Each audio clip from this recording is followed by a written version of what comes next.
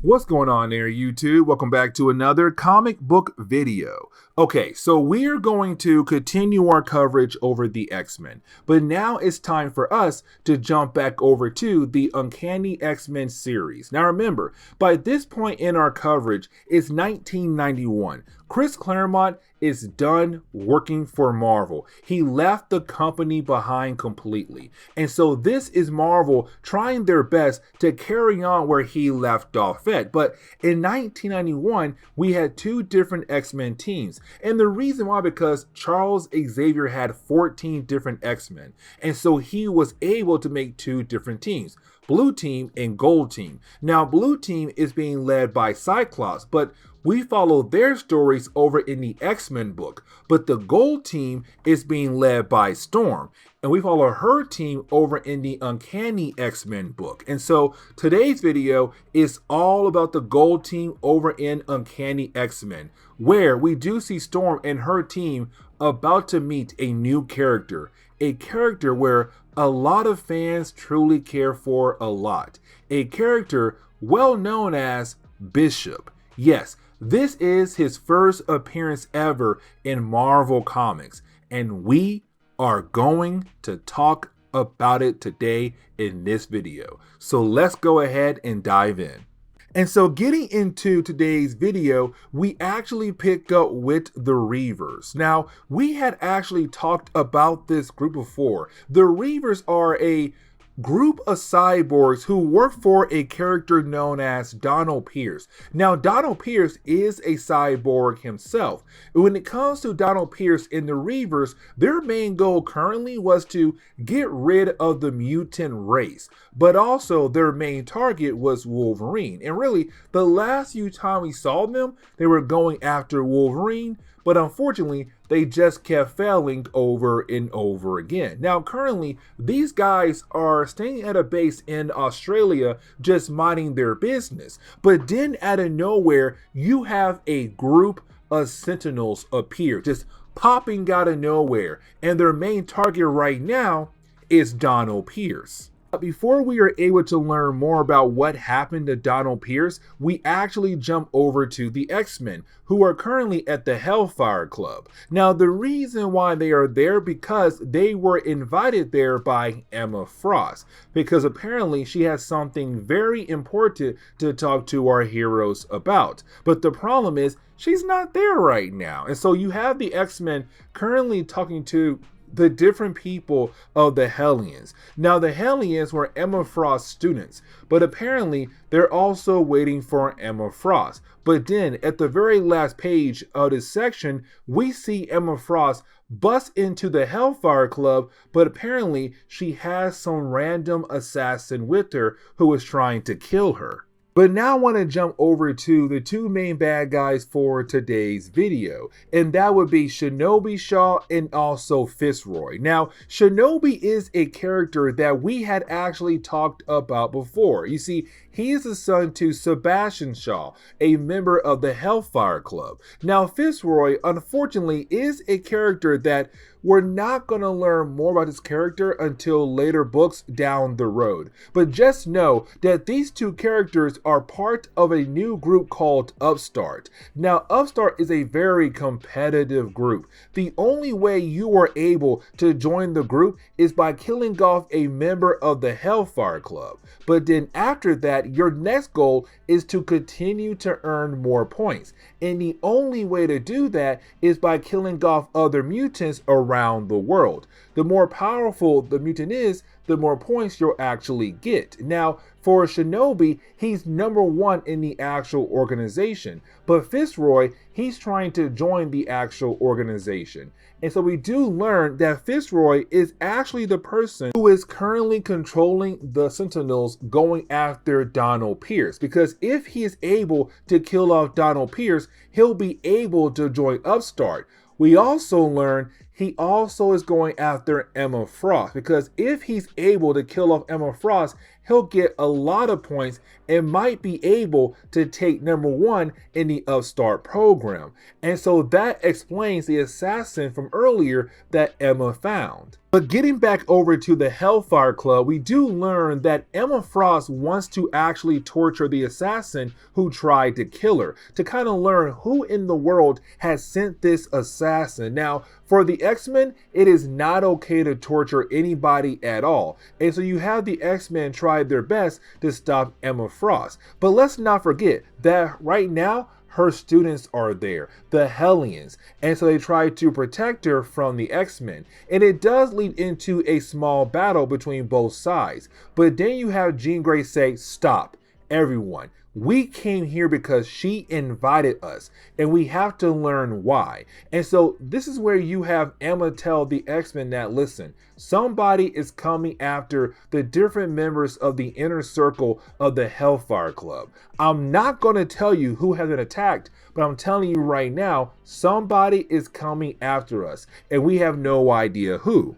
But while you have our heroes talking to Emma Frost, that is when our heroes are being confronted by Fitzroy. Now, he just appears out of nowhere, and he's actually able to take out one of the members of the Hellions just like that, in a matter of seconds. But now we know that he came here to finish the job, to finish off Emma Frost with his own hands.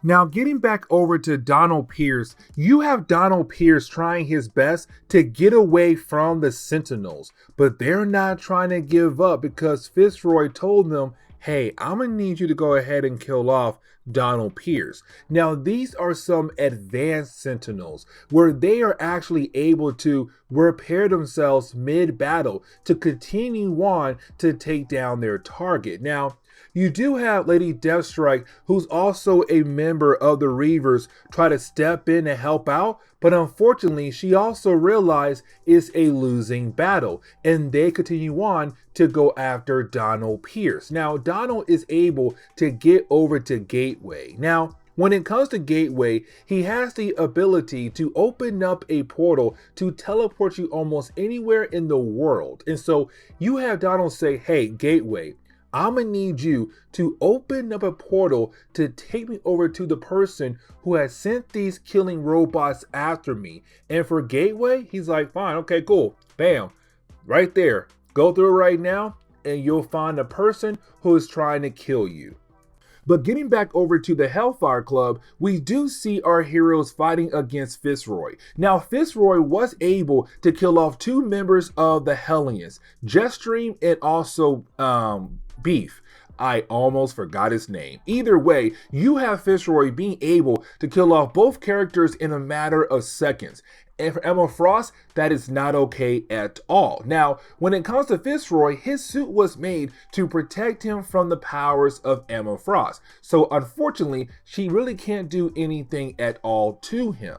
But the rest of the X-Men, they can, because he was not really prepared for them. Even though he would love the idea to kill them off to get more points for the whole Upstart program, his suit was not made for them. And so in a matter of pages, you do have the X-Men being able to capture him. But right after that, a portal opens up. And of course, you have Donald Pierce arrive. Now, when Donald appears, he believes it was Emma Frost who is responsible for him being attacked by the Sentinels, even though it's actually Fitzroy who's only a few steps over and currently being held by the X-Men. Now, you have Donald Pierce trying his best to express his anger towards Emma, but the problem is the portal is still open. It stayed open too long. It allowed the Sentinels to follow through, and they killed off Donald Pierce in a matter of seconds. Now, after his death, you didn't have Fitzroy tell the robots, hey, I'm gonna need you to go ahead and kill off the X-Men and kill off the Hellions and attack Emma Frost as well. And so they do. So you have our heroes trying their best to work alongside with the Hellions to fight against the Sentinels inside the Hellfire Club building. It's complete chaos. lost. Now, the X-Men are able to hold their own at first, but after a while, we do see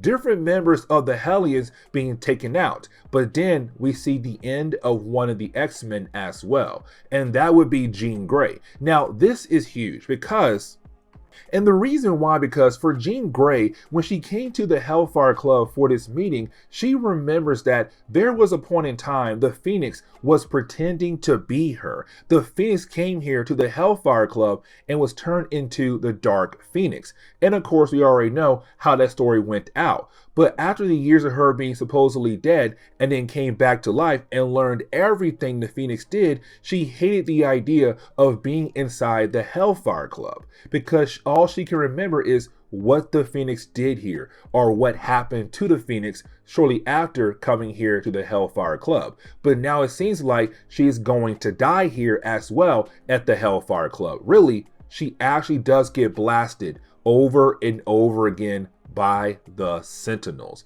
And once they do leave, you then have Storm, Colossus, and the rest of the X-Men. They run over and they see that Jean Grey is possibly dead.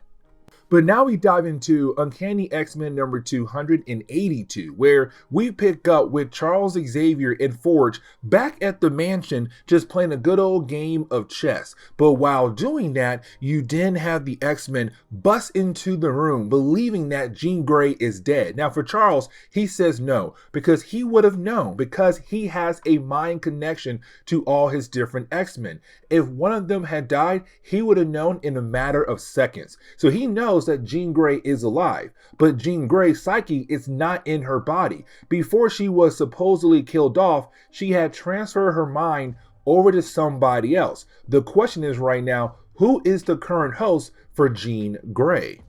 But now we have to jump over to the home of Shinobi Shaw, because you have Fitzroy head straight over there to kind of gloat in the idea that he was able to kill off Donald Pierce. And with the death of Donald Pierce, that means that, well, Fitzroy can join the upstart organization. Now, he also believes that he'll become number one in the whole entire organization now, because he's currently holding Emma Frost and he's also holding her Hellions as well. Once he kills them off, he'll have enough points to replace Shinobi at the top. Now for Shinobi, he's kind of like, nah, there's no way it's going to actually happen. Now for Fitzroy, he also wants the ring of Sebastian Shaw that's currently being held by Shinobi. And so you have Fitzroy say, hand over the ring right now, or I can have my Sentinels go ahead and take those rings off your hand. Now for Shinobi, he's all like, there's no way I'm going to give you my father's ring. But we do see a loud scream and we're left to believe that, well, Fitzroy took the ring by force and now it is his. Now, thankfully for the X-Men, they did bring a head back of one of the Sentinels. And so you have Forge being able to access the memory of that one head to figure out where it actually came from, to find the base of Fitzroy, which he was able to do. And so now you have the X-Men on their way over there because they have to find Jean Grey's new host, because Charlie used his powers to kind of guide her psyche back into her own body. And so you have our heroes on their way over to the base of Fitzroy. Now, I kind of want to sit down and talk about the powers of Fitzroy, because his powers are very important for the rest of today's video. You see, when it comes to Fitzroy, he has the ability to open up a portal that allows people to time travel. The problem is, it is a one-way trip. Now, if he's with you, then yes, he can bring you back. But here comes another problem. You see, the only way he's actually able to open up these portals is by draining the life energy of other people. And once he does that, he's then able to open up portals to allow people to time travel. But wait guys, there's even more. You see, let's say he only absorbs 2 people's life energy. That means the portal he opens up can only take 2 people, and that is it. So that is one huge thing about his powers. And so when it comes to Fitzroy, he's walking around, and apparently one of his portals that he left open, most likely from his time, has stayed open, and you had 2 people trying to come through it. But the problem is that portal only had enough life energy for one person, not two. And so they were merged together and they were heavily deformed. And so Fitzroy had to kill them off. And so we do learn a tad bit more about his powers. Now, once you have the X-Men being able to arrive at the base of Fitzroy, before they do barge in there, you have Charles Xavier tell us that Jean Grey was able to transfer her mind over to the body of Emma Frost. Now, for Charles, Jean Grey would not be able to pull this off unless Emma Frost is dead, which means right now, Emma Frost is apparently dead and Jean Grey is just using her body as a way to stay alive. Now also, Jean Grey did this to hopefully have the X-Men figure out where the base of Fitzroy is at, to kind of help pinpoint the exact location. With all that being said, it's Charles saying we have to hurry up and get the body of Emma Frost so that I am able to guide the mind of Jean Grey back into her own body before she gets stuck in the body of Emma Frost. Now, getting back over to Fitzroy, we see that he's currently at one of his portals. Now, like I said earlier, these portals are a one-way ticket, meaning that you can't just go back through the same portal to get back where you came from. You need another portal to go back to your original point. And so we see Fitzroy being able to bring over some of his allies. Now, at first, it does seem like everybody is happy, but one of his allies kind of like, you know what, I don't want to work for you at all anymore. And what you've been here in the past, I'll just go back to the future and do my own thing. But like I said, these portals are a one-way ticket. And so when you had this guy trying his best to go through the same portal, well, unfortunately, he's killed off by trying to go through that same portal he came from. Now, after he dies, you have Fitzroy go ahead and move on to the idea of trying to kill off Emma Frost. Because like I said, for Fitzroy to be able to use his powers, he has to drain the life energy of other people. And so his goal right now is to absorb the life energy of Emma Frost. Except you have Jean Grey wake up and begin to use the body of Emma Frost as a way to fight back. Now, let's not forget, Emma Frost is a telepath. She is not a telekinesis. Jean Grey is both. And so for Fitzroy, he's kind of like, wait a second, Emma could not levitate at all. What in the world is going on here? But then you have the X-Men being able to bust into the actual base of Fitzroy. Now he's freaking out because he did not expect the X-Men to be able to find his base. But you do have the X-Men being able to grab the body of Emma Frost and get the body back over to the Blackbird to allow Charles Xavier to begin the process of bringing Jean Grey's mind back to her own body. Now you have the rest of the X-Men stay behind to fight against Fitzroy. Now he does try his best to use his advanced Sentinels to hopefully defeat the X-Men, but the X-Men were able to take them down very easily. Now when it comes to Fitzroy, he begins to freak out because he feels like he's about to lose. And so he goes ahead and absorbs the life energy of the Hellions that he captured earlier, killing them off in a matter of seconds. And after doing that, you then have Fitzroy being able to open up another portal to allow more of his allies from the future to come to the past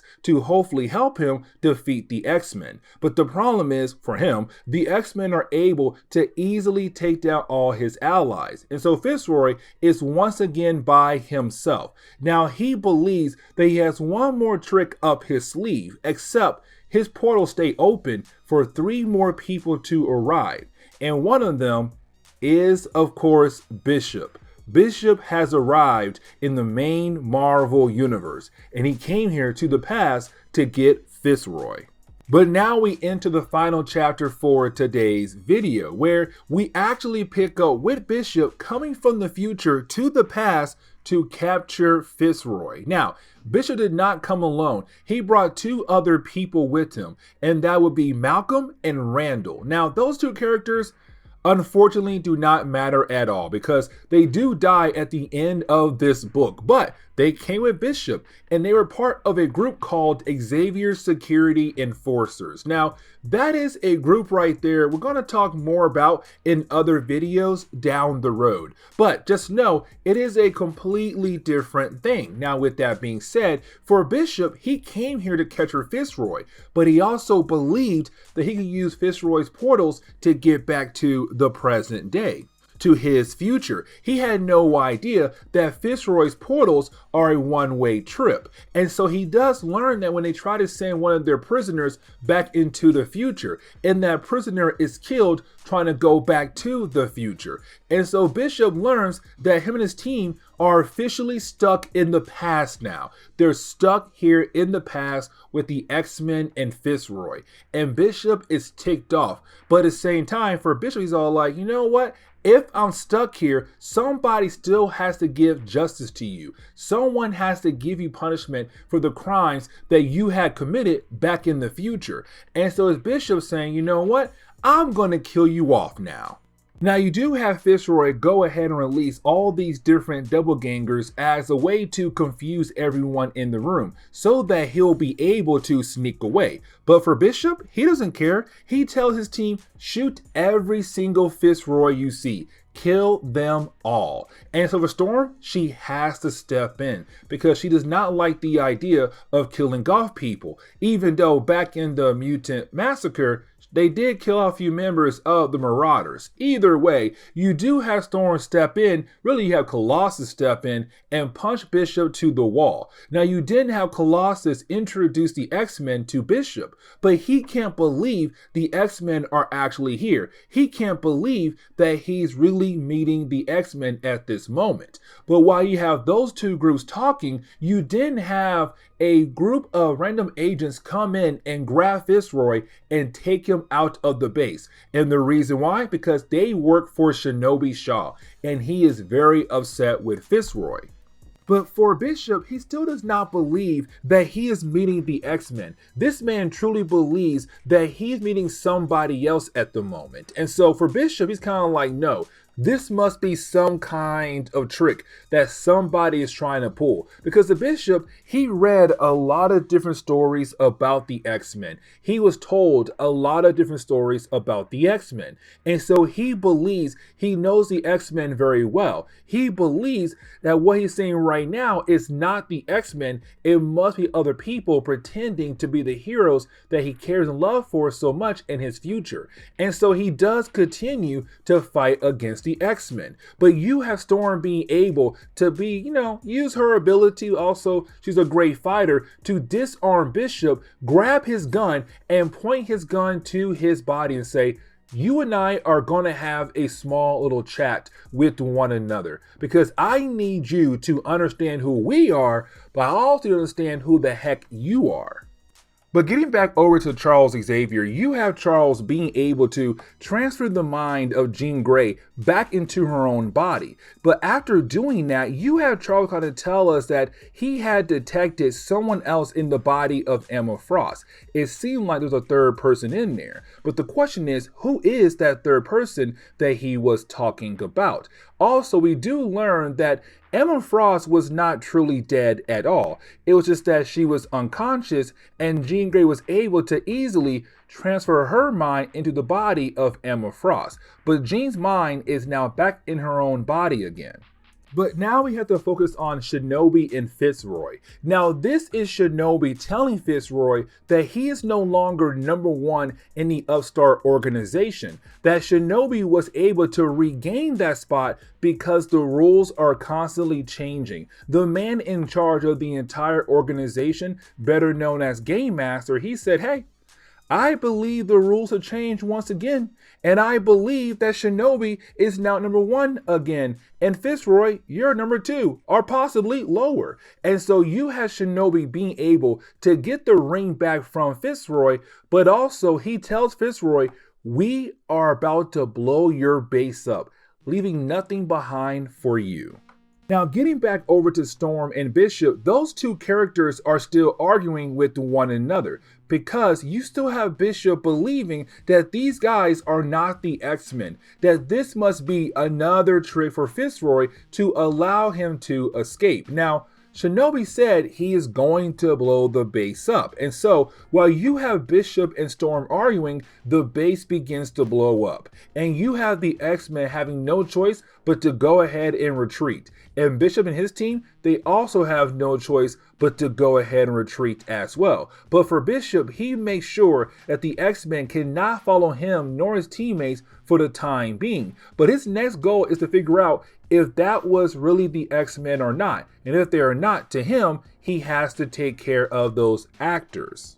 But the last page of this book, we do get a look at Game Master, the character we were left to believe who was in charge of the whole Upstart organization. Well, we do learn there is another character, a young lady, and apparently she's the one in charge of Upstart. But these two characters, they got some big plans coming down the road. And the question is right now, what are those plans? But this is where we are going to end today's comic book video. So please leave me a like down below and subscribe. Also, if you have any suggestions on books I should read, well, please let me know in the comments below, because you never know, your suggestion could be a future video down the road. But guys, see y'all next time. Later.